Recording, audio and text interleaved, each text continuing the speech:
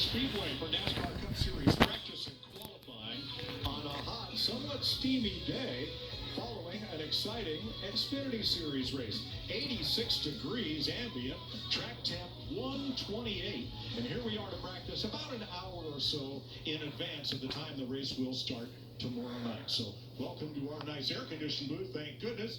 Like Joy, Kevin Harvick, Cliff Boyer with you. Are we practicing for tomorrow night's race, the longest of the year, or are we practicing for today's qualifying? Yeah. Yes.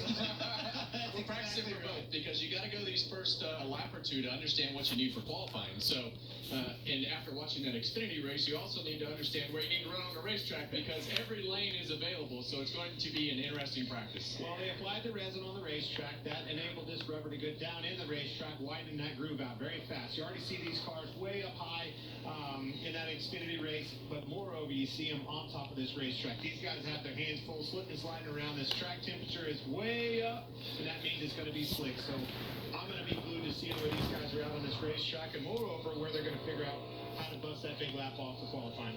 Yeah, and I think that the hardest part about today's practice is understanding that it's going to be a handful, but it's very relevant for tomorrow. When this track is hot, this is one of the most difficult racetracks to get a hold of because of all the bumps and just how temperature sensitive the whole racetrack is. Yeah, tomorrow should be a little warmer than today, and we're starting the race about an hour later than we're practicing right now as you watch last year's winner of the Coca-Cola 600. We saw Ryan Blaney. Here is Joey Logano, fresh off the All-Star win. Here's Blaney with that big one in that middle column in 2023. 8 starts, 2 top 10s, 1 win, 2023 in the Coca-Cola 600. See him get loose right there in the middle of 1 and 2. I think as this practice session goes, you'll see a lot of these guys move up to the middle lane of the racetrack. Right now, I think you can get away with the bottom of the racetrack in turns 3 and 4. I think this middle lane through 1 and 2 will be preferred until the tires really start to go off of these cars. But through 3 and 4, you want to have a nice square entry and wrap that left front to the white line or the seam, whatever your choice is. Now, Tyler Reddick is on track, and they have had a difficult day in NASCAR's inspection lane. Let's check with our crew chief, Larry McReynolds. Yeah, Mike, this could take a whole segment to read through all of this. They passed inspection this morning the first time, but NASCAR noticed they maybe had done something to the front splitter. They made them fix it. They went through a second time and they failed. They did pass the third time, but because they made an adjustment to that front splitter during or after inspection, their car chief was ejected. They will lose pit selection. At the drop of the green flag tomorrow, they have to drop to the rear and have to do a pass-through penalty, but NASCAR's going to make them go out and make a qualifying run. That way, one of their sets of tires for tomorrow will be scuffed just like everybody else. They wouldn't have 13 sets of stickers. They'll have 12 stickers and then qualifying scuffs. Thanks, Larry. All the guys feeling this racetrack out, Kevin. I've seen them kind of 1 and 2, the middle, the bottom.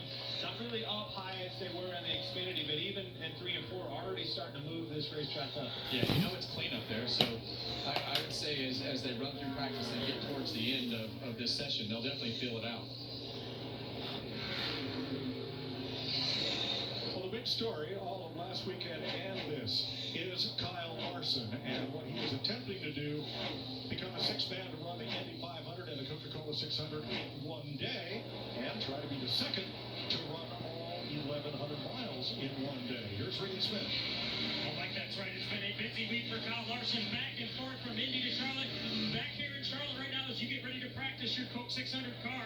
What are your expectations on this practice? Yeah, and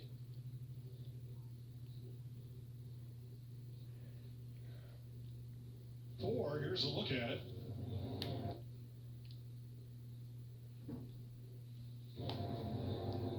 Top one underneath of him right there, Kevin. just lost it. Yeah, and when you go through the middle of the corner right there, there's these big choppy bumps from the seams and cracks in the racetrack, and it's as you want to carry as much speed as you can, but a lot of times you're partial throttle, but it really unloads and you have to start turning the car back the other way to try to get that rear loaded up. All right, the track is under caution for Byron's spin with no contact.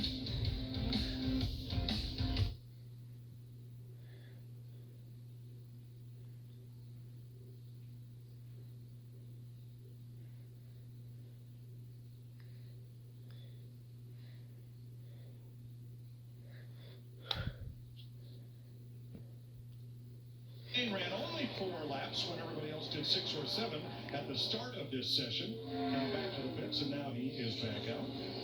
Here's some radio from the one.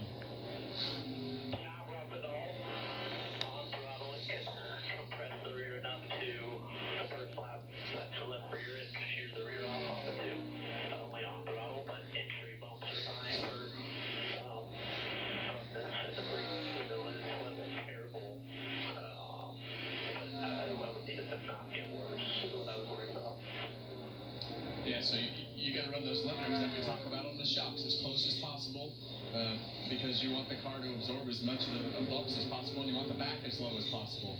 But when it touches those limiters in certain spots around here, you know, it's tough for the car to come out. That could be what happened to William Byron as those bumps in the middle of 3 and 4 just kind of got the back out from underneath him.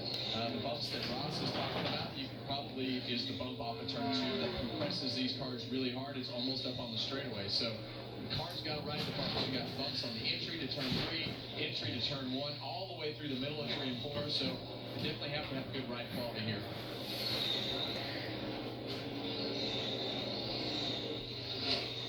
Well, the Xfinity race preceded this, and Josh Sims is with its winner. That's right, James Elliott already with a win here today on this track. Is there anything you could pull as you get set to go up for practice here in the Cup car? Unfortunately, not much. These cars are just so different. Just trying to take a couple minutes to rewind and start thinking about this car more and what it likes. So it's already cooled off a lot, I feel like, and which is good. Because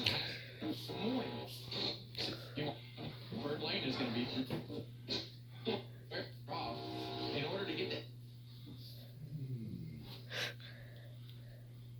Maybe he was making One day, I think it was a Tuesday night, he won $250,000 from $1 million purse driving a U.S. Legends car. Burton Smith won it as the Legends Million. That was the total purse. He won it from the Lion's share. Bought himself a couple of rides in upper NASCAR series, and well, the rest is history. Here he is. That's pretty big. What if $250,000 in a Legends car? I mean, you take a Cup car and go win that. Didn't get around those bumps correctly, or through the bumps The correctly. wild thing is this very car that we're riding with, Ryan Blaney right here,